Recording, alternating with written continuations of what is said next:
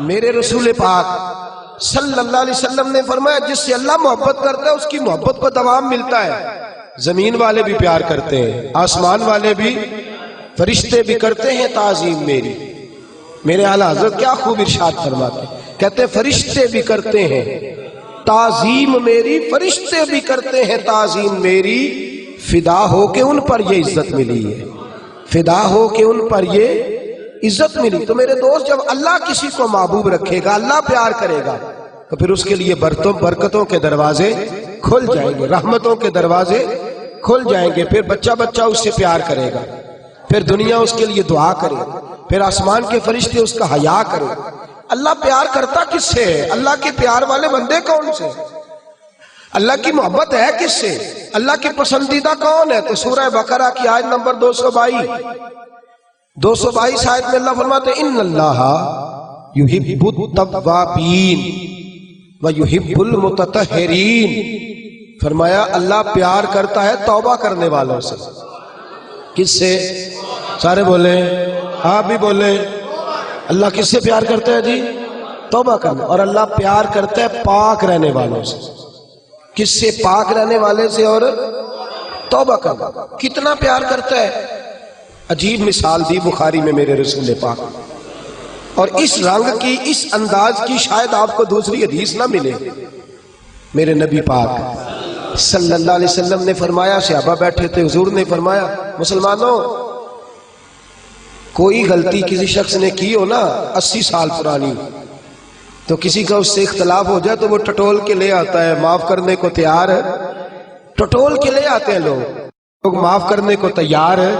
لیکن اس رنگ کی حدیث آپ کو نہیں ملے گی پوری کتب حدیث میں۔ دیکھیے حضرت ابو ہریرہ حدیث کے راوی ہیں، میرے رسول کریم صلی اللہ علیہ وسلم نے فرمایا صحابہ جب اللہ کا بندہ اور گناہگار ترین بندہ توبہ کرتا ہے تو اللہ خوش ہو جاتا ہے۔ اللہ اس کی توبہ سے، یہ سونے والوں کو جگائیے گا، اللہ ان کی توبہ سے خوش ہو جاتا ہے، راضی ہو جاتا ہے۔ اور کس طرح راضی ہوتا ہے؟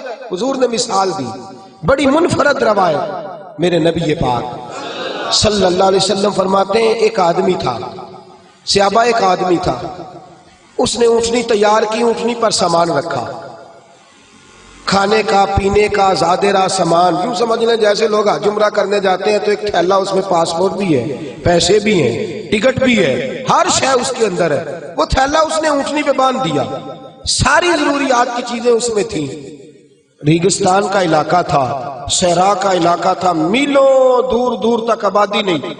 اس صحرا کے اندر وہ پہنچا، اونٹنی اپنی اس نے ایک شاخ کے ساتھ باندھ دی اور خود وہ ایک درخت کے نیچے آرام کرنے لگا۔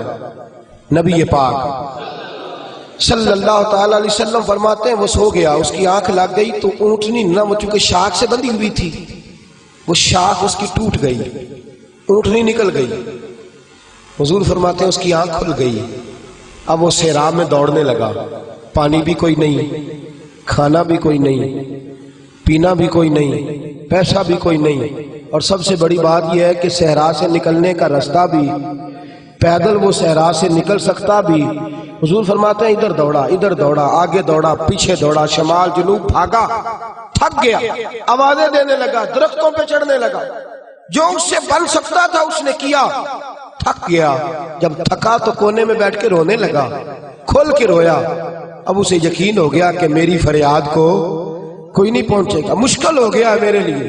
حضور فرماتے ہیں وہ ایک درخت کے نیچے بیٹھ کے اپنی موت کا انتظار کرنے لگا کہ اب میرا کوئی حل نہیں بچنے کا، موت ہی آئے گی، موت ہی۔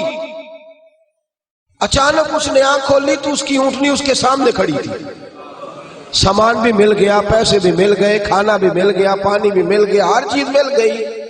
اللہ کے رسول فرماتے ہیں صحابہ بتاؤ اسے کتنی خوشی ہوگی، صحابہ بتاؤ اسے کتنی خوشی ہوگی۔ تو ہر صحابی تولنے لگا، ناپنے لگا، بلاخر کہنے لگے حضور یہ تو وہی بتا سکتا ہے جس کو خوشی ہو رہی ہے، ہم تو اندازہ کر سکتے ہیں، پیمانہ رکھ سکتے ہیں، لیکن ہم اس کی خوشی تک پہنچ سکتے۔ میرے نبی کریم صلی اللہ تعالی علیہ وسلم فرماتے ہیں اور صحابہ اسے تو کچھ خوشی بھی نہیں ہوئی، کچھ بھی خوشی نہیں ہوئی، جب رب کا گناہگار بندہ جو کبھی مسجد نہیں آیا، نے کبھی نماز نہیں پڑھی، جو کبھی اس کے حضور حاضر نہیں ہوا، جسے کبھی سجدے کی توفیق نہیں ملی، جس نے کبھی بسم اللہ شریف بھی نہیں پڑھی، فرمایا جب وہ آتا ہے نا پلٹ کے مسجد میں، مسجد نمازیوں سے کھچا کھچ بھری ہے، حاجیوں سے بھری ہوئی ہے، ساجدوں اور عابدوں سے بھری ہوئی ہے، لیکن جب وہ گناہگار آ کے سجدہ کرتا ہے تو فرمایا خدا کو اس صحرا میں پھنسے ہوئے اس مسافر سے بھی زیادہ خوشی حاصل ہوتی ہے، اللہ کو اس سے بھی زیادہ